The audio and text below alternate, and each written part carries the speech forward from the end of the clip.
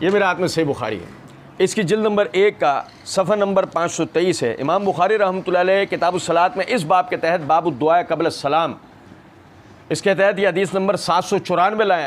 ابو بکر صدیق رضی اللہ تعالیٰ عنہ فرماتے ہیں کہ میں نے نبی صلی اللہ علیہ وسلم سے عرض کیا کہ اللہ کے رسول مجھے کوئی دعا سکھائیے کہ جو میں نماز میں پڑھا کروں، مجھے کوئی دعا سکھائیے میں نماز میں پڑھا کروں۔ تو نبی صلی اللہ علیہ وسلم نے فرمایا تو پڑھا کر اللہم انی ظلمت نفسی ظلما کثیرا، اے اللہ میں نے بہت زیادہ اپنی جان پر ظلم کیا ہے۔ ابو بکر نے کیا ہے؟ اللہ کو عاجزی بہت پسند ہے، اللہ کو عاجزی بہت پسند ہے اپنے بندے، اللہ کو کسی طرح بھی تکبر پسند نہیں ہے۔ اللہم انی ظلمت نفسی، ابو بکر جیسا کہے گا اللہم انی ظلمت نفسی ظلما کثیرا، اے اللہ میں نے اپنی جان کے اوپر بہت زیادہ ظلم کیا ہے۔ ابو بکر نے کیا نہیں ہے، لیکن ابو بکر کو بھی یہ کہنا ہے، کہنے کا فائدہ ہے، کہنے کا فائدہ، اللہ کو عاجزی پسند ہے۔ ابو بکر کے مقابلے میں ہم اپنی اگر بات کریں تو ہم نے تو اپنی جان پہ واقعی بہت زیادہ ظلم کر رکھے ہیں، اگر ان کے مقابلے میں ہم اپنے آپ کو دیکھیں تو۔ اور دیکھیں وَلَا يَغْفِرُ الذُّنُوبَ إِلَّا أَنْتَ، وَلَا يَغْفِرُ الذُّنُوبَ إِلَّا أَنْتَ، اور نہیں گناہوں کا معاف کرنے والا ہے مگر آپ۔ یار بڑی حکمت ہے اللہ کی قسم۔ آپ کو پتہ ہے عیسائی گناہوں میں اتنے جری کیوں ہیں؟ اس کی وجہ ہے پوپ گناہ معاف کر دیتے ہیں، فادر گناہ، جاؤ چرچ میں کنفیشن باکس سے جا کے بیٹھ جائیں، وہ پردے کے پیچھے فادر بیٹھے ہیں، پادری صاحب بیٹھے ہیں، جی بیٹا، یس مائی سن، جی بیٹا یہاں سے کہہ رہا ہے فادر میں نے زنا کر لیا، قتل کر لیا، موبائل چھین لیا، فلانا ہو گیا، ڈھمکا ہو گیا، جو بھی رشوت کرپشن، جو بھی ماں باپ کی نافرمانی، جو بھی جس طرح کا بھی گناہ میں نے کر لیا ہے، میں اس کے جو نا ازالے کے لیے آیا ہوں، معافی کے لیے آیا ہوں۔ ٹھیک ہے جاؤ بتا دیا، یہ کر لو وہ کر لو، یہ بنا لو فلانا کر لو، اور چندے کے ڈبے میں ڈالتے ہوئے چلے جاؤ، صدقہ جاؤ تمہارے گناہ معاف کیے، میں اللہ سے دعا کروں گا، اور ان کے حساب سے میں خدا سے دعا کروں، لو جی گناہ معاف ہو گئے، سمجھے؟ وہ اتنے جری اسی لیے ہیں۔ اب وہ ذہن میں خیال آتا ہے جری تو میں سے بھی بے عمل لوگ ہیں وہ جن کو اللہ کا ڈر نہیں ہے، لیکن میں ایک بات بتا رہا ہوں، وہ بے عمل جنہیں اللہ کا ڈر نہیں، انہیں اللہ کے بارے میں نہیں پتہ ہے، انہیں یہ نہیں پتہ ہے کہ اللہ کی پکڑ کیسی ہے، انہیں یہ پتہ نہیں ہے۔ ہمارے والے کو جب یہ پتہ لگ جاتا ہے نا کہ اللہ معمولی سے گناہ کہ جس کو آدمی نے جان کر کیا ہے، گناہ بہت معمولی ہے لیکن کیا جان کے ہے، اس پر وہ پکڑ لیتا ہے کہ تجھے پتہ تھا نا اس کے بارے میں، تو نے کیا کیوں، وہ اس پہ پکڑ لیتا ہے۔ اور ایسا نہیں کہ وہ آخرت کے عذاب کے لیے نعوذ باللہ اللہ مجبور ہے کہ فیصلہ تو آخر میں ہی ہوگا، نہیں، اللہ دنیا میں پکڑ لیتا ہے۔ سنعذبہم مرتین ثم یردون الی عذاب عظیم، یہ تو اللہ کا قاعدہ ہے، دنیا میں ایسے لوگوں کو دوہرے عذاب ہوتے ہیں اور آخرت میں بڑے عذاب کی طرف لوٹایا جاتا ہے۔ اللہ کو آخرت کے انتظار میں تھوڑی ہے کہ آخرت ہوگی تو فیصلے ہوں گے۔ سنیں ذرا بات کو، وَلَا يَغْفِرُ الذُّنُوبَ إِلَّا أَنْتَ، آدم علیہ السلام نے کیا کہا تھا؟ ربنا ظلمنا انفسنا وَإِن لَمْ تَغْفِرْ لَنَا، اور اگر آپ نے ہماری مغفرت نہ کی، اے ہمارے رب ہم نے اپنی جانوں پر ظلم کر لیا ہے، اور اگر آپ نے ہماری مغفرت نہ کی وَتَرْحَمْنَا، اور ہم پہ رحم نہ کیا، لَنَكُونَنَّ مِنَ الْخَاسِرِينَ، تو اس کے بعد ہم نقصان اٹھانے والوں میں سے ہو جائیں گے۔ ابھی تک آپ کی رحمت سے مایوس نہیں ہے، ابھی تک آپ کی طرف سے ملنے والی ہدایت سے مایوس نہیں ہے، آپ نے مغفرت نہ کی تو نقصان اٹھائیں گے، اس سے پہلے تک بھی نقصان میں نہیں ہے۔ وَلَا يَغْفِرُ الذُّنُوبَ إِلَّا أَنْتَ، کوئی گناہوں کا معاف کرنے والا نہیں ہے اللہ مگر سوائے آپ کے۔ فَاغْفِرْ لِي مَغْفِرَةً مِّنْ عِنْدِكَ، مغفرت کر دیجئے میری اپنے پاس کی مغفرت سے، مجھے ایسا مت کر دیجئے کہ مجھے لوگوں کے آگے جھکنا پڑے، مجھے ایسا مت کر دیجئے، میرے جرائم کی پردہ پوشی کیجئے، میرے گناہوں کی پردہ پوشی کیجئے، مجھے لوگوں کے آگے نہ جھک جانا پڑے، مجھے لوگوں کے آگے ہاتھ پیر نہ جوڑنے پڑ جائیں۔ فَاغْفِرْ لِي مَغْفِرَةً مِّنْ عِنْدِكَ، میری مغفرت کیجئے اس مغفرت سے آپ کے پاس والی، آپ اپنے پاس سے میری مغفرت کیجئے۔ وَارْحَمْنِی، مجھ پہ رحم کیجئے. پچھلا درس آپ بھائیوں کو یاد ہوگا, ایک رحم کرنے کا مطلب کیا ہے؟ ایک مرتبہ اللہ رحم کر دے, ہر مشکل آسان ہو جاتی ہے, ایک مرتبہ. اور کیا حدیث میں الفاظ ہے صحیح مسلم میں, من صلی علیہ مرتن صلی اللہ عشرن, جو شخص مجھ پر ایک مرتبہ درود پڑتا ہے اللہ اس کے اوپر 10 مرتبہ رحمت نازل فرماتا ہے. تو میں نے وہاں بھی بتایا تھا کہ یہ 10 مرتبہ کا مطلب کیا ہے کہ ایک مرتبہ اللہ رحم کر دے, کوئی مشقت بندے پہ باقی بچتی, تو 10 مرتبہ رحم کر دے تو بندے کا تو بیڑا ہی پار ہے. کچھ بات آ رہی ہے سمجھ میں؟ ابو بکر نے کہا اللہ کے رسول مجھے دعا سکھائی ہے. فرمایا تو یوں پڑھا کر اللہم انی ظلمت نفسی ظلما کثیرا, اے اللہ میں نے اپنی جان پہ بہت زیادہ ظلم کر لیا ہے, آپ کے سوا کوئی گناہوں کا معاف کرنے والا نہیں ہے, اپنے پاس والی مغفرت سے میری مغفرت کیجئے, مجھ پر رحم کیجئے, انک انت الغفور الرحیم, بے شک کہ آپ ہی مغفرت کرنے والے اور رحم کرنے والے. میں نے سورہ بقرہ کے اندر بتایا تھا بہت تفصیل سے, یہ بہت پیاری بات. ایک وقت میں ماں معاف نہیں کرتی ہے, ماں رحم نہیں کرتی, ایک وقت میں باپ نظریں پھیر سکتا ہے, دوست یار چھوڑ دیتے ہیں, بہن بھائی تعلق ختم کر دیتے ہیں, اللہ ہے اس بات پر قادر ہے کہ گناہ کرنے سے پہلے ہمیں ہلاک کر دے, گناہ کرنے سے پہلے ہلاک, جب نافرمانی کرنے بڑھنے لگے آگے, یہ نیت بھی دل میں آنے لگے, اس سے پہلے وہ ہلاک کر دے, وہ اس پہ قادر ہے. گناہ کر لیتے ہیں بغیر توبہ پھر رہے ہوتے ہیں, پھر گناہ پہ ڈٹائی اختیار کر لیتے ہیں, وہ پھر بھی مغفرت کا دروازہ کھول کے رکھتا ہے, وہ پھر بھی رحم کر دیتا ہے. آپ اندازہ کریں, یہی وجہ ہے کہ نبی صلی اللہ علیہ وسلم نے اتنی جامع ترین دعا بتائی کہ جب ابو بکر صدیق رضی اللہ عنہ نے پوچھا تو درود کے بعد آدمی یہ دعا پڑھے, پہلے بات کی بحث نہیں ہے, یعنی کہ ابھی ہم دوسری بھی ایک دعا پڑھ رہے ہیں, پہلے بات کی کوئی بحث نہیں ہے, درود کے بعد آپ نے یہ دعا پڑھنی ہے. جو بھی دعا آپ اپنے لیے کرنا چاہتے ہیں کریں, لیکن یہ دعا لازمی کیا کریں, اس کی بڑی فضیلت. اسی طریقے سے آپ دیکھیں, یہ میرے ہاتھ میں صحیح مسلم ہے, اس کی یہ جلد نمبر 2 کا صفحہ نمبر 187 اور 188 ہے, کتاب المساجد ہے. امام نووی رحمۃ اللہ علیہ نے اس کو اس باب کے تحت باب استحباب التعوذ من عذاب القبر و عذاب جہنم و فتنۃ المحیا والممات و فتنۃ المسیح الدجال و من المعاصم والمغرم بین التشہد والتسلیم. اس باب کے تحت حدیث نمبر 1225 ہے اور 1226 ہے. یہ دونوں حدیثیں بڑی غور طلب ہیں. ابو ہریرہ رضی اللہ تعالی عنہ فرماتے ہیں کہ نبی صلی اللہ علیہ وسلم نے فرمایا اذا تشہد احدکم فلیستعذ باللہ من 4, جب تم میں سے کوئی شخص تشہد پڑھ لے تو 4 چیزوں سے اللہ کی پناہ مانگے, 4 چیزوں سے اللہ کی پناہ مانگے. یقول, وہ کہے اللہم انی اعوذ بک من عذاب جہنم, اے اللہ میں جہنم کے عذاب سے آپ کی پناہ مانگتا ہوں. میں آپ کو بتاؤں ایک بات, حدیث کے اندر الفاظ ہیں کہ نبی صلی اللہ علیہ وسلم نے فرمایا جہنم کی آگ کو اللہ رب العزت نے 70,000 سال تک دہکایا, جہنم پوری کی پوری زرد ہو گئی,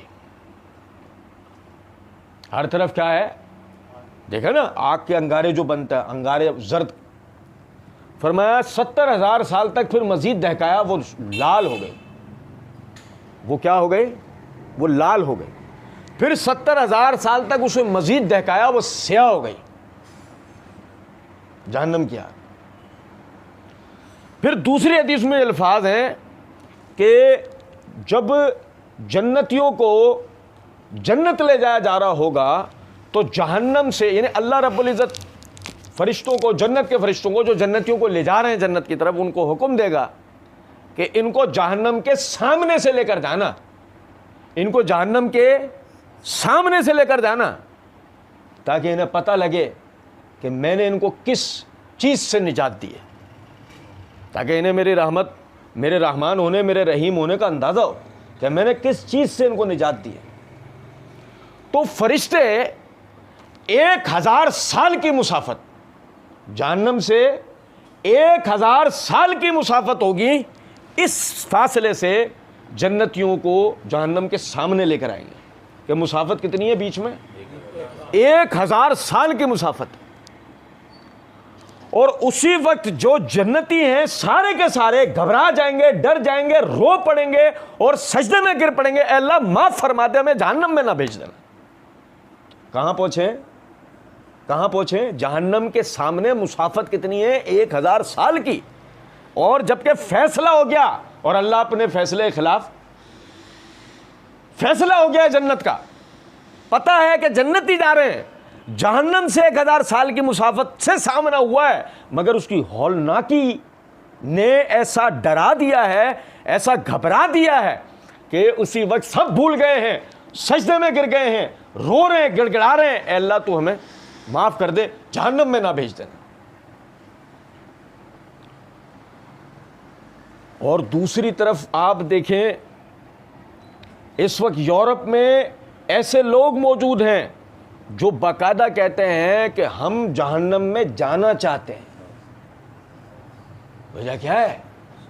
وہ یہاں تک جو وہ آج سے 150-200 سال پہلے ان کے آباء و اجداد, بلکہ آج سے 50-60-100 سال پہلے ان کے ماں باپ عیسائی تھے. جنت کی نعمتوں اور جہنم کے ہولناکیوں کے قائل تھے. مگر آج یہ ملحد اولاد جو پیدا ہوئی, وجہ کیا ہے اس کی؟ وجہ اس کی یہ ہے وہ جنت جہنم کے منکر ہو گئے. اور ابتدا کہاں سے ہوئی؟ ابتدا وہاں سے ہوئی جب اتنی آسانی سے گناہ معاف ہو رہے تھے اور اتنی آسانی سے گناہوں کے رستے کھل رہے تھے. تو یہی وجہ ہے کہ ان کے لیے جنت جہنم کی تو کوئی وہ بچی نہیں.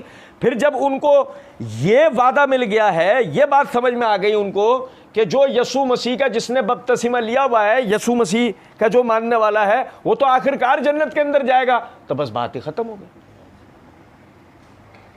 آہستہ آہستہ جنت اور جہنم کا جو حقیقی نظریہ تھا وہ اوجھل ہو گیا, وہ منکر ہو گئے. آج کیفیت یہ, وہ کہہ رہے ہیں ہم جہنم میں جانا چاہتے ہیں. مذاق اڑا رہے ہوں, ہم جہنم میں جانا چاہتے ہیں. اور اللہ کے بندوں سمجھو ذرا بات کو, جہنم وہ اس بلا کا نام ہے جس سے بلائیں ڈرتی ہیں. جہنم اس بلا کا نام ہے جس سے ابلیس ڈرتا ہے. ابلیس کی ڈٹائی کو چھوڑیں, لیکن جہنم اس بلا کا نام ہے کہ جس سے ابلیس ڈرتا ہے. آپ اندازہ کریں. اور غور طلب نکتہ ہے کہ پہلی ہی بات کہ نبی صلی اللہ علیہ وسلم فرما رہے ہیں کہ جب تم میں سے کوئی شخص تشہد پڑھے اس کو چاہیے 4 چیزوں سے اللہ کی پناہ مانگے. ان میں پہلی, اللہم انی اعوذ بک من عذاب جہنم, اے اللہ میں جہنم کے عذاب سے آپ کی پناہ مانگتا ہوں. ومن عذاب القبر, ومن عذاب القبر, اور قبر کے عذاب سے. آپ دیکھیں پہلے جہنم کا پھر قبر کا ذکر کیوں ہے؟ اس کی وجہ ہے جہنم زیادہ ہولناک ہے. لیکن ذرا قبر کو دیکھیں. سنن ترمذی میں حدیث ہے, نبی صلی اللہ علیہ وسلم نے فرمایا کہ اگر تم لوگ اپنے مردے دفن کرنا نہ چھوڑ دیتے قبر کے عذاب کے ڈر سے کہ قبر کا عذاب کیا چیز ہے, تم اپنے مردے دفن کرنا نہیں چھوڑ دیتے نا, میں اللہ تعالیٰ سے دعا کرتا اللہ تمہیں قبر کا عذاب دکھاتا, اللہ تمہیں قبر کا عذاب دکھاتا. آپ اندازہ کریں ذرا اس بات. قبر کا عذاب اتنی خطرناک چیز ہے. حدیث میں الفاظ ہیں کہ جیسے ہی لواحقین اس کو چھوڑ کر جاتے ہیں مردے کو, منکر نکیر آ کے اس کو بٹھاتے ہیں, اس سے سوال جواب کرتے ہیں, اور اگر وہ جواب نہیں دے پاتا ہے, اچھا وہ حدیث, اچھا ایک الگ حدیث میں یہ الفاظ بھی ہیں کہ اگر نیک آدمی ہوتا ہے وہ اچھی شکلوں میں آتے ہیں اور اس سے بڑے ہی پرتپاک انداز میں, بڑے خوش آمدید والے انداز میں گئے, یعنی کہ اس کو منانے والے, اس کو راضی کرنے والے انداز میں اس سے بات کرتے ہیں. لیکن اگر آدمی گناہ گار ہے تو حدیث میں الفاظ ہیں کہ پہلے تو وہ اس طریقے سے نا اس کو ایسے اٹھاتے ہیں, ایسے اس کی قمیض پکڑ کے اس کو اٹھا کے بٹھاتے ہیں, پھر اس سے سوالات کرتے ہیں, اور پھر الفاظ ہیں کہ جب وہ اس کو جواب نہیں ہوتا تو وہ اس کے سر پہ گرز مارتا ہے فرشتہ, اور وہ فرشتہ ایسا ہوتا ہے کہ اس کے آنکھ اور کان نہیں ہے, نہیں وہ دیکھ سکتا ہے نہ وہ سن سکتا ہے, اس کو گرز مارتا ہے, اس کے چہرے کے ٹکڑے اڑ جاتے ہیں, اس کے چہرے کے ٹکڑے اڑ جاتے ہیں. گرز دے سمجھتے ہیں آپ؟ گرز کہتے ہیں ایک لکڑی یا لوہے کے دستے کے اوپر آگے لوہے کی گیند لگی ہوئی ہوتی ہے, اس میں لوہے کی بڑی بڑی نوکیں نکلی ہوئی ہوتی ہیں. جس چیز پہ لگتا ہے گڑ جاتا ہے, اکھیڑو تو ٹکڑوں کے ساتھ نکلتا ہے, ٹکڑے ساتھ نکل آتے ہیں. اسے گرز کہتے ہیں. یہ پہلے جنگوں میں استعمال ہوتا تھا باقاعدہ. یہ گرز اس کو مارتا ہے, وہ اس کے چہرے جب اکھیڑتا ہے اس کے چہرے کے ٹکڑے اڑ جاتے ہیں, لیکن دوبارہ سے اس کا چہرہ جوڑنا شروع ہو جاتا ہے. ٹھیک ہے.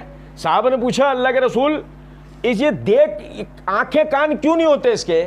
تو نبی صلی اللہ علیہ وسلم نے فرمایا اس کی جو کیفیت ہوتی ہے نا وہ دیکھ کے رحم نہ آ جائے, اور اس وقت جو وہ چلاتا ہے نا وہ سن کے رحم نہ آ جائے. اس کی جو اس وقت کیفیت ہوتی ہے اس گرز لگنے کے نتیجے میں وہ دیکھ کے اس کو رحم نہ آ جائے کہ یار اس کا کیا حشر ہو گیا.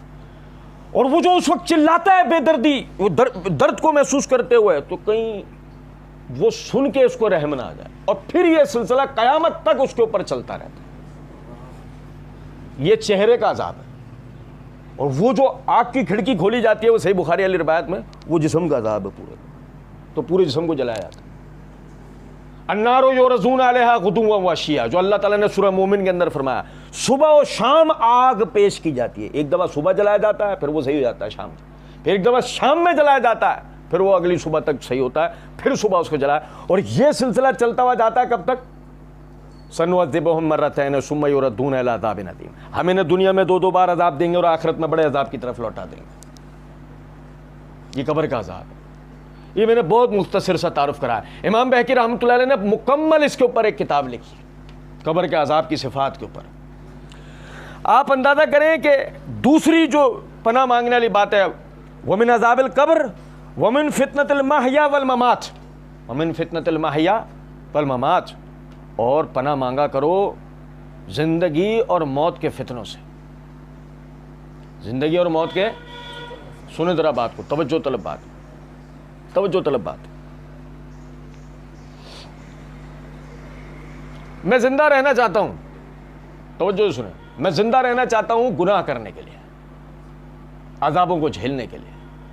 اللہ کے عذابوں کو میں جھیلوں گا, میں قبر کے عذاب کو جھیلوں گا, میں جہنم کے عذابوں کو جھیلوں گا. میں زندہ اس لیے رہنا چاہتا ہوں کہ میں بہت گناہ کروں, بہت نافرمانیاں کروں اللہ کی, میں عذابوں کا شکار کیا جاؤں اور میں انہیں جھیلوں گا. بھائی اس زندگی سے بڑا کوئی فتنہ ہو سکتا ہے بندے کے لیے؟ اس زندگی سے بڑا کوئی فتنہ ہو سکتا ہے؟ نہیں ہو سکتا نا. سمجھے ذرا بات. ایک آدمی اللہ کی مرضی والی زندگی بسر کرتا ہے, اللہ کی رضامندی والی زندگی بسر کرتا ہے, وہ سارے اعمال کرتا ہے کہ جس کے نتیجے میں اللہ رب العزت اس سے راضی ہو. اس کی زندگی کسی کے لیے نعمت ہو نہ ہو, اس کے لیے نعمت ہے, سراسر نعمت. جب تک زندہ ہے اللہ کو راضی کرنے والے کام کیے جا رہا ہے, نتیجے میں جنتوں کی نعمتیں اس کے لیے وقف کی جا رہی ہیں, تیار کی جا رہی ہیں. اس کی زندگی اس کے لیے نعمت ہے. اس نعمت والی زندگی کے ساتھ یہ کہاں پہنچے گا؟ سمجھے ذرا اس بات کو. میرے اوپر گزرتی ہر صبح دوپہر شام رات اگر اللہ کی مرضی والی ہے میں اس میں مطمئن ہو سکتا ہوں, لیکن اگر میں مطمئن ہوں اس زندگی پہ جس میں گزرتی صبح دوپہر شام رات میں صرف اور صرف اللہ کی نافرمانیوں کے کام کر رہا ہوں, بس مجھے پرواہ ہی نہیں ہے کہ اللہ رب العزت مجھ سے راضی ہوگا بھی یا نہیں ہوگا, بس میں گزارے جا رہا ہوں اپنی زندگی, اور اس میں اپنے لیے دعائیں کرواتا ہوں لوگوں سے, میری صحت کے لیے دعا کرو, میری لمبی عمر کے لیے دعا کرو, اولاد کے لیے کچھ کر جاؤں, اپنے بہن بھائیوں کے لیے کچھ کر جاؤں, اپنے ملک اور ملت کے لیے کچھ کر جاؤں. ابے زندگی تو دیکھو, تمہاری زندگی تمہارے اپنے لیے فتنہ ہے. تم کسی کے لیے کچھ کرو نہ کرو, کیفیت تمہاری یہ ہے کہ تم اللہ کے عذابوں کے لیے خود کو تیار کیے بیٹھے ہو, اور کس میں جرت ہے اللہ کے عذابوں کو جھیلنے کی؟ کون سی دنیا میں زندہ ہو کہ تم کسی کے لیے کچھ کرو گے, تم کسی کے لیے کچھ کر سکتے ہو نہ کر سکتے ہو؟ اپنے لیے تم نے قبر اور جہنم کے عذابوں کو تیار کیا ہوا ہے. تمہاری زندگی ہے, تمہاری زندگی تمہارے لیے فتنہ بن چکی ہے, اور تم سمجھ نہیں رہو, تم اپنے لیے دعائیں کروا رہے ہو. لیکن بات یہ پتہ کس کو لگتا ہے, یہ سمجھ کس کو آتی ہے بات؟ میری زندگی میرے لیے نعمت ہے یا فتنہ ہے؟ یہی وجہ ہے کہ نبی صلی اللہ علیہ وسلم نے فرمایا دعا کیا کرو ومن فتنۃ المحیا، اللہ میں پناہ مانگتا ہوں زندگی کے فتنے سے، میں پناہ مانگتا ہوں زندگی کے، کہ زندہ ہے بظاہر اس کو سمجھ میں ہی نہیں آ رہا، وہ جتنے وقت جتنے دن سیکنڈ پل دنیا میں اللہ کی نافرمانی والی زندگی گزار رہا ہے، وہ کوئی نعمتوں میں کوئی خوشی عیش و عشرت میں تھوڑی ہے، وہ تو مزید اپنے لیے عذاب کھڑے کیے جا رہا ہے۔ جب تک وہ اللہ سے رجوع نہ کر لے، جب تک وہ اللہ کی رضامندی والی زندگی بسر نہ کرنا شروع ہو جائے، اس وقت تک اس کی زندگی اس کے لیے فتنہ ہے۔ والممات، والممات، اور اللہ موت کے فتنے سے، موت کا فتنہ۔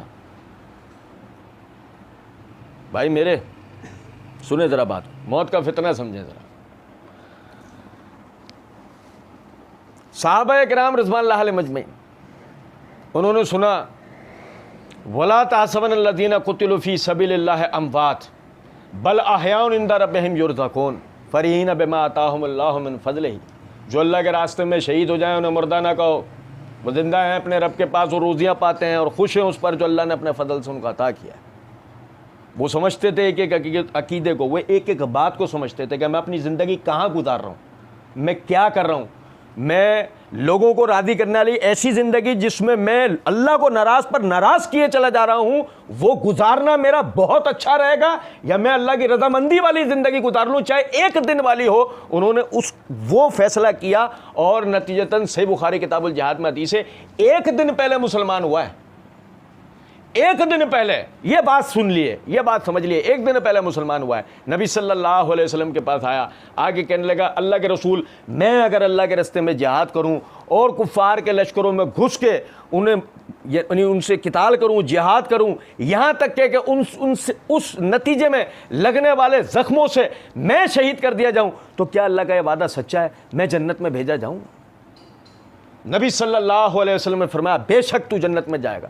اللہ کا بندہ اگلے دن جہاد کے میدان میں لڑنا شروع ہوتا ہے، کفار کی صفوں میں گھستا ہے، مارتے مارتے اندر تک چلا جاتا ہے، یہاں تک کہ ان سے لگے ہوئے زخموں کے نتیجے میں شہید ہو جاتا ہے۔ نبی صلی اللہ علیہ وسلم نے اس کو دیکھا تو فرمایا اپنی مراد کو پہنچ گیا، اپنی مراد کو۔ کتنے زخم لگے ہوں گے، کیسے کیسے تکلیف دہ زخم لگے ہوں گے، مگر کتنی دیر کی تکلیف ہوگی وہ ذرا سوچیں، 1 گھنٹہ 2 گھنٹہ 6 گھنٹہ 1 دن 2 دن، ختم، کہاں پہنچا؟ جنت میں۔ لیکن سمجھیں، میں گزارنا چاہتا ہوں وہ زندگی جس میں مجھے بلڈ پریشر، شوگر، دل کے امراض اور ایسی بیماریاں اللہ حق ہوں کہ جس میں 6 مہینے، سال، 2 سال، 5 سال، 7 سال، 8 سال بیمار رہ کے سسک کے اور آزمائشوں کا شکار رہ کے کھانا ختم ہو چکا ہے، زندگی گولیوں پہ گزر رہی ہے، اور اس حالت میں جا کر میں مروں، یہ موت ہے، یہ نعمت والی موت ہے۔ یہ کون سی موت ہے؟ وَمِن فِتْنَةِ الْمَحْيَا وَالْمَمَاتِ، اے اللہ میں آپ کی پناہ مانگتا ہوں زندگی کے فتنے اور موت کے فتنے سے۔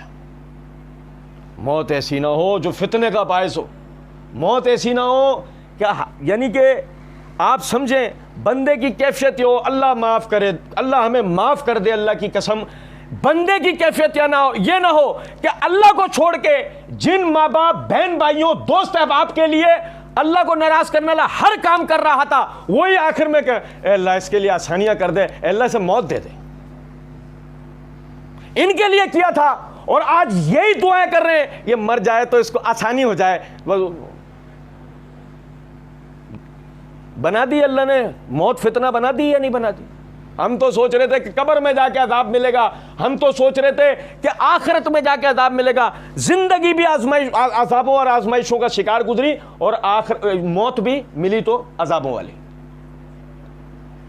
یہی وجہ ہے کہ نبی صلی اللہ علیہ وسلم نے فرمایا تم میں سے جب کوئی شخص تشہد پڑھ لے اس کو چاہیے ان 4 چیزوں سے اللہ کی پناہ مانگے، اور فرمایا وَمِن شَرِّ فِتْنَةِ الْمَسِيحِ الدَّجَّالِ، اور اے اللہ میں مسیح دجال کے فتنے سے آپ کی پناہ مانگتا ہوں۔ ذہن میں خیال آتا ہے کہ مسیح دجال کے لیے علامات و آثار بتا دیے گئے کہ یہ آثار و علامات جب ظاہر ہوں گی تو مسیح دجال نکلے گا۔ اور مسیح دجال کے جو فتنے ہمارے ہاں ہر آدمی یعنی کہ پیش آمدہ مسائل جو ہے نا، پیش آمدہ چیزیں، ان پہ بات کرنے سیکھنے سمجھنے کو راضی نہیں ہے، لیکن مسیح دجال کو سیکھنے سمجھنے کے لیے ہر آدمی راضی ہے، تو بہت اچھی بات ہے، اس میں کوئی مسئلہ نہیں ہے۔ دین کی ہر بات آنی چاہیے، لیکن ہر بات، یہی نہیں کہ صرف مسیح دجال، کہ یسوع مسیح کے بارے میں کچھ نہ پتا ہو، مسیح دجال کے بارے میں سب کچھ پتا ہے۔ کیا تو مسیح دجال کو دیکھ لے گا؟ تیرے پر پوتے دیکھ لیں گے؟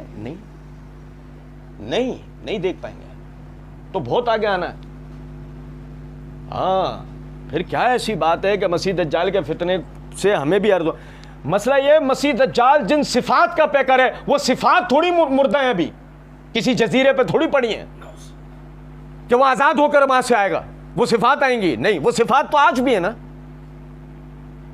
مسیح دجال دین کے نام پر دھوکہ دے گا، دین کے نام پر دھوکہ دینے والے لوگ نہیں ہیں۔ مسیح دجال لوگوں کو بے عملی کی طرف راغب کرے گا، بے عملی کی طرف راغب کرنے والے لوگ نہیں ہیں۔ مسیح دجال بے حیائی، سود خوری، حرام کاری کو پھیلائے گا، کیا ان چیزوں کو پھیلانے والے لوگ نہیں ہیں؟ علی ھذا القیاس کہ مسیح دجال میں جو صفات ایک اکیلی شخصیت کے اندر ہیں، وہ صفات سے ایک جملے میں ہم اللہ کی پناہ مانگ لیتے ہیں، وَمِن شر فتنۃ المسیح الدجال، اے اللہ مسیح دجال کے پھیلائے ہوئے ہر فتنے سے ہم آپ کی پناہ مانگتے ہیں۔ آج جو وہ پھیلے ہوئے فتنے ہیں، ہم اس ایک دعا کے نتیجے میں ان سب سے امن میں آتے ہیں۔ اور اس کو نبی صلی اللہ علیہ وسلم نے پھر اس طرح خود پڑھ کے دکھا دیا۔ عائشہ صدیقہ رضی اللہ تعالیٰ عنہ فرماتی ہیں کہ کان یدعو فی الصلاۃ، کہ نبی صلی اللہ علیہ وسلم اپنی نماز میں یہ دعا پڑھتے تھے، اللہم انی اعوذ بک من عذاب القبر واعوذ بک من فتنۃ المسیح الدجال واعوذ بک من فتنۃ المحیا والممات اللہم انی اعوذ بک من المعاصی والمغرم۔ سنو، پہلے تو اس حدیث میں یہ حکمت آئی ہے، قالت فقال له قائل ما اکثر ما تستعیذ من المغرم۔ توجہ سے سنیے گا، توجہ سے بات سنیے۔ وہ ہو گیا 4 چیزیں۔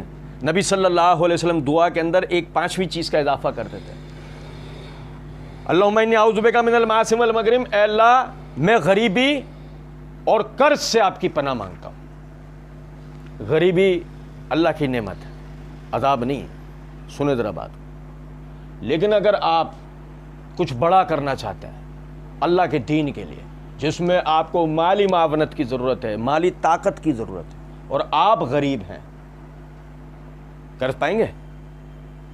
اس اعتبار سے غریبی، سنیں، اس اعتبار سے غریبی مشقت ہے۔ جب مشقت ہے تو اس مشقت سے آسانی کے لیے اللہ سے بندہ دعا کرتا ہے، اللہم اعوذ بک من المعاصم، اے اللہ میں آپ سے، یعنی کہ اس غریبی کے ڈر سے میں آپ کی پناہ مانگتا ہوں، والمغرم، اور قرض سے میں آپ کی پناہ مانگتا ہوں۔ میں ایک چیز آپ کو بتاؤں، بغیر کسی شرعی عذر کے قرض لینے والا آدمی، توجہ سنیے گا، بغیر کسی شرعی عذر کے قرض لینے والا آدمی، اور خاص طور پہ اس نیت سے قرض لینے والا آدمی کہ میں قرض لے کر پی جاؤں، نبی اکرم صلی اللہ علیہ وسلم نے فرمایا جنت کی خوشبو بھی نہیں پا سکے گا۔ جنت کی، ایسا آدمی جنت کی خوشبو بھی نہیں پا سکے گا کہ جو اس نیت سے قرض لیتا ہے کہ میں قرض لے کر میرے سے کون مانگے گا، یا میں کون سا دینے والا ہوں، ارے یار دے دیں گے، لے مر گیا، دینے والا ہے کوئی؟ ابے تیرے بعض قرضوں کا تو تیرے گھر والوں کو نہیں پتا کہ تو مقروض ہے فلاں کا، وہ تو وہ زبانی کلامی باتیں ہیں، وہ قبرستان والی کہ جو قبر پہ کھڑے ہو کے کہہ دیتے ہیں اس کے جو قرض بنے ان کے رشتہ داروں سے لے لینا، کون مانگنے جا رہا ہوتا ہے؟ لیکن رہ گئی اگر اس کے دل میں، تو کل قیامت کے دن اللہ سب سے پہلے فیصلہ کس چیز کا کروائے گا؟ قرض کا۔ تو کیسے ہوگا وہ فیصلہ؟ نامہ اعمال میں تو بہت سارے نیک عمل لے کے جا رہے ہیں نا ہم، حدیث میں الفاظ ہیں کہ اس کی جو قرض ہے نا، اس کا جو قرض ہے، اس میں وزن کے برابر میں اس کی نیکیاں اسے دے دی جائیں گی۔ جس نے اس کو قرض دیا تھا، اس کے نامہ اعمال میں سے جو مقروض تھا، اس کے نیکیاں اس کے وزن کے برابر اس، یعنی کہ جس نے قرض دیا تھا اس کو دے دی جائیں گی۔ اب نتیجے میں کیا نکلا؟ نتیجے میں یہ نکلا کہ جہاں آپ ترازو لگنے پر، میزان لگنے پر، اعمال کے تولے جانے پر، میزان لگنے پر آپ اس اس میں بیٹھے ہوئے تھے کہ چھوٹی چھوٹی صحیح میں نے بہت ساری نیکیاں کی تھی, آج امید ہے کہ میں بچ جاؤں گا. لوگوں جو قرض کے اندر نیکیاں چلی گئی, گناہوں کا پلڑا بھاری ہو گیا, نیکیوں کا پلڑا ہلکا رہ گیا. لو جی بہت ساری چھوٹی موٹی نیکیاں بھی جو کی تھیں وہ بھی کہاں ہے یار, کدھر ہیں ہم, کہاں ہمارے دماغ. اور بھائی یہ پیٹ کا مسئلہ نہیں ہے, یہ قبر کا مسئلہ ہے. آپ سمجھو کل کا سورج دیکھنا نصیب نہیں ہوا, آخرت شروع ہو گئی. آخرت کا دن آئے گا وہ تو بات اپنی جگہ ہے, لیکن حدیث میں الفاظ ہیں کہ آخرت کی منازل میں پہلی منزل قبر ہے. تو آخرت تو شروع ہو گئی نا, قبر میں ڈالتے ہیں آپ ہماری. اب اگر ہم یعنی کہ قرض میں دندناتے پھر رہے ہیں کہ قرض ہے خود کے اوپر, دندناتے پھر رہے ہیں, ابے مر گئے اگر اس حالت کے اندر تو کیا ہوگا. حتیٰ کہ صحیح مسلم کے اندر حدیث ہے, نبی اکرم صلی اللہ علیہ وسلم نے فرمایا شہید کے خون کا قطرہ زمین پہ نہیں گرنے پاتا, اللہ اس کو جنت کی بشارت دیتا ہے سوائے قرض دار کے. یعنی وہی شہید جس کے لیے ابھی ہم پڑھ رہے تھے, اگر وہ بھی قرض دار شہید ہو گیا اور اس کے قرض کی ادائیگی کا کوئی سلسلہ نہ بن سکا, نتیجے میں کیا ہوگا. لو بھائی شہید کدھر ہے, کدھر کھڑا ہے, لو جو کھڑا ہے وہ بھی لائن کے اندر, ارے شہید تو سیدھے جنت میں ہے. نہیں, یہ شہید کون ہے, مقروض. کھڑا رہے بھائی, ابھی تیرا حساب ہوگا.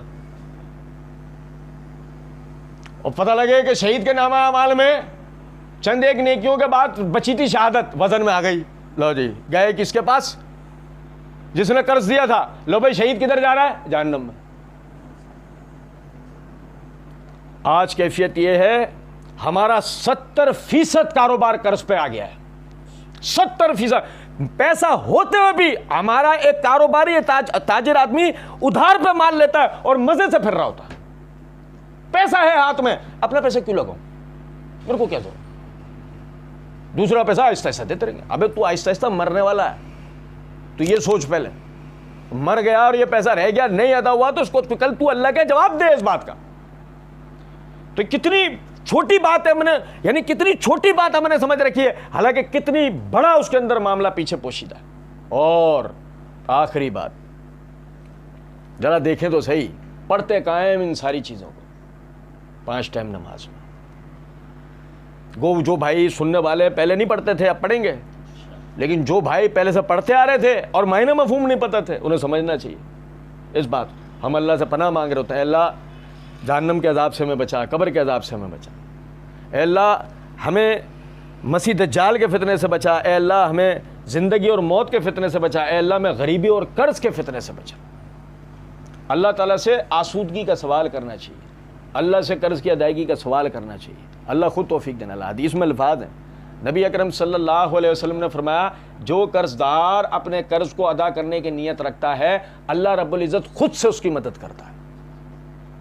ہم نیت جو بھی چھوٹا موٹا قرض ہو بڑا قرض ہو نیت رکھیں, کام کریں اس کے اوپر, قرض کی ادائیگی نیت بنائیں, ادا کرنا شروع کریں. اللہ رب العزت ہمارا اس کے اندر یعنی کہ مدد کرے گا, ہمارے ساتھ تعاون کرے گا, ہمارے کام کاروبار میں مال میں برکت آئے گی.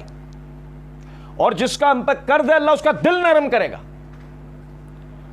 5 ٹائم نماز میں ہمیں دعا کریں, غربت سے اللہ کی پناہ مانگا کریں, محنت کریں, اپنے آپ کو طاقتور بنائیں, کوشش کریں اس بات کی اتنا پیسہ اپنے پاس ہو کہ ہاتھ نہ پھیلانا پڑے. نبی صلی اللہ علیہ وسلم نے فرمایا اوپر والا ہاتھ نیچے والے ہاتھ سے بہتر ہوتا ہے, اوپر والا دینے والا ہے اور نیچے والا لینے والا ہے. نبی صلی اللہ علیہ وسلم نے اس کی تعریف کی اور ہمارے سامنے زندہ مثال ہے. ہم جس نبی کا ماننے والے ہیں اس نے کاروبار کیا, کاروبار کے بغیر گنجائش نہیں, حلال کمائے بغیر گنجائش نہیں ہے. آپ پر اگر کوئی ایسی ذمہ داری پڑی ہوئی تھی کہ آپ کما نہیں سکتے تھے, جیسے ہمارے ائمہ مساجد ہوتے ہیں, مؤذن ہوتے ہیں, حالانکہ آسانی تو ان کے لیے بھی نکل آتی ہے اگر کرنا چاہیں تو, لیکن ایک بات ہے مدرس ہیں, دارالفتہ کے لوگ ہیں, یا اسی طرح کے گورنمنٹ اداروں کے بعض ایسے لوگ ہیں کہ جن کی یعنی کہ ڈیوٹیاں اس طرح کی ہیں کہ وہ کام کاروبار اس ٹائپ کا کوئی کمانے کا الگ سے کوئی سلسلہ نہیں کر سکتے. ان کا اگر کوئی وظائف مقرر کیے جائیں یا وہ کوئی قرض لیں اور وہ نہیں ادا کر پائیں, وہ چلو سمجھ میں آتی ہے بحث. لیکن ایک آدمی کام کاروبار والا, اول تو اپنی چادر سے باہر آدمی پیر نہ اپنی زندگی میں پھیلائے نہ اپنے کاروبار میں. میں آپ کو صحیح بات بتا رہا ہوں, نہ اپنے زندگی میں اپنی چادر سے اپنے پیر باہر پھیلاؤ کہ لیجیے آپ یعنی کہ ایک کپڑے میں زندگی بسر کر سکتے ہیں, ایک وقت کا کھا کے زندگی بسر کر سکتے ہیں, چھوٹے گھر میں رہ کے زندگی بسر کر سکتے ہیں, کوئی ضرورت نہیں ہے آپ کو 2 وقت کا کھائیں 3 وقت کا پہنیں اور جو ہے نا بڑے گھروں کے اندر رہیں. بھائی کوشش کریں اس بات کی اپنی چادر میں اپنے پیر رکھیں, اور اللہ سے دعا کریں, مانگیں اللہ سے, اللہ سے دعا کریں. اللہ تعالیٰ آپ کو 3 جوڑوں پر بھی لے کے جائے گا, 2 وقت کے کھانوں پر بھی لے کے جائے گا, بڑے گھر پہ بھی لے کے جائے گا. اللہ کے خزانوں میں کوئی کمی نہیں ہے. لوگوں سے مانگنے کے بجائے اللہ سے مانگیں. اور لقد خلقنا الانسان فی کبد, ہم نے انسان کو مشقت اٹھانے کے لیے پیدا کیا, اپنے حصے کی محنت کریں. کیا ہو بھائی, مال بھر لوں گا, قرض لے کے مال بھر لوں گا, کاروبار میرا ترقی کرے گا. بھائی جتنی چادر ہے اتنا کاروبار کر لے یار, اصل تو برکت دینے والی اللہ کی ذات ہے. تو اب لاکھوں کما کے ٹینشنوں والا تو کمانے کے لیے بیٹھے, وہی تجھے بیمار کر دے. جتنا تو نے کمایا وہ تیری اپنے دوا دارو کے اوپر لگ رہا ہو تو کیا فائدہ. اتنا کما لے کہ تو مقروض نہ ہو. تو اللہ رب العزت ہم سب کو سمجھنے اور عمل کرنے کی توفیق دے. وما علینا الا البلاغ. اللہ کے فضل و کرم سے یہ نماز کا ایک پورا جائزہ تھا, بھائیوں کے سامنے رکھ دیا. میں ایک چیز بھول گیا اور آپ سے اجازت لے لی ہے, وہ بھی میں ذرا واضح کر دیتا ہوں کیونکہ اب آخری مکمل ہے بات. جس چیز کی وجہ سے نماز کو با جماعت رکھا گیا تھا, اور ہم نے ویسے بھی ابھی نماز با جماعت کے جو مسائل ہیں ان کے جو قرآن اور حدیث سے دلائل ہیں اس پہ ایک پوری ویڈیو ریکارڈ کرنی ہے انشاءاللہ مستقبل میں. آپ بھائی انشاءاللہ ضرور دیکھیں گے, وہاں بھی یہ چیز بتائی جائے گی. نماز با جماعت کی جو بنیادی حکمت تھی کہ ہر مسلمان بھائی کو دوسرے مسلمان بھائی سے جوڑ دینا. مسجد میں آنے والے اس کونے سے لے کے اس کونے تک کی لائن کے اندر جا کے, فرض کریں کہ میں دائیں طرف آ کے صف کے اندر شامل ہو گیا تو میری لائن سے لے کے بائیں طرف تک جتنے افراد بیٹھے ہوئے نا, مجھے ان سب کا پتہ ہو یہ کون لوگ ہیں, ان کے کیا نام ہے, کون کہاں رہتا ہے, کس کا کیا کاروبار ہے, کس کے ساتھ کیا مشقت کیا پریشانی ہے, مجھے ان سب کے بارے میں پتہ ہو. جس مقصد کے ساتھ مجھے یعنی کہ جماعت سے نماز پڑھنے کا مطلب تھا وہ تھا جماعت کے ساتھ جوڑنا. جماعت کے ساتھ نماز پڑھنے کا مطلب کیا تھا, جماعت کے ساتھ جوڑنا. اور حدیث میں الفاظ تھا جماعت کو نہ چھوڑو شیطان تمہیں اچک لے گا. صحیح. تو اسی کو مد نظر رکھتے ہوئے صحیح مسلم ہی کے اندر حدیث ہے, نبی صلی اللہ علیہ وسلم نے جابر بن سمرہ رضی اللہ تعالیٰ عنہ اور ان کے ساتھیوں کو دیکھا, وہ نماز میں جب سلام پھیرتے تو اپنے ہاتھ سے اشارہ کرتے ہیں, السلام علیکم ورحمۃ اللہ, السلام علیکم ورحمۃ اللہ. تو نبی صلی اللہ علیہ وسلم نے فرمایا کہ تم کیا شریر گھوڑوں کی دموں کی طرح ہاتھ ہلاتے ہو, اس طرح مت کیا کرو. تم میں سے جب کوئی شخص نماز مکمل کر چکے تو اپنے بھائیوں کی طرف دیکھ کے دائیں اور بائیں, اپنے بھائیوں کی طرف دیکھ کے دائیں اور بائیں کہے السلام علیکم ورحمۃ اللہ. کیا کہے, سمجھے؟ یہ یوں نہیں ہے, یہ یوں نہیں ہے بھائی, یہ بہت بڑا فساد ہے ہمارے اندر. یہ کیا, کس کو سلام کر رہے ہیں؟ اپنے بھائیوں کی طرف منہ کر کے السلام علیکم ورحمۃ اللہ, السلام علیکم ورحمۃ اللہ. کچھ سمجھ میں آ رہی ہے بات؟ سلامتی ہو تم پر اللہ کی رحمتیں ہو, سلامتی ہو تم پر اللہ کی رحمت. اپنے جس مقصد کے لیے بھیجا گیا تھا اس کو مکمل کر کے اٹھے گا. اپنے مسلمان بھائیوں سے اس طرح جوڑنا ہے کہ دائیں طرف والے بائیں طرف والے سب کے لیے سلامتیوں کی دعا کر کے اٹھے گا. اللہ کی طرف سے تم پر سلامتی اور رحمت. مسجد میں داخل ہوا تھا, کیا کہہ کے داخل ہوا تھا؟ السلام علیکم. نماز مکمل کیا کہہ کے کی ہے؟ السلام علیکم. مسجد سے جاتے ہوئے کیا کہے گا؟ السلام علیکم. کچھ بات آ رہی ہے؟ ہر حالت میں اپنے مسلمان بھائیوں کے لیے سلامتی اور رحمت کی دعا کرتا رہے گا. یہ ان کے لیے, وہ سب اس کے لیے. اور ہر حال کے اندر اللہ رب العزت کی سلامتی اور رحمتوں میں رہے گا, بشرطے کہ نیتن کرے, رسمن نہ کرے.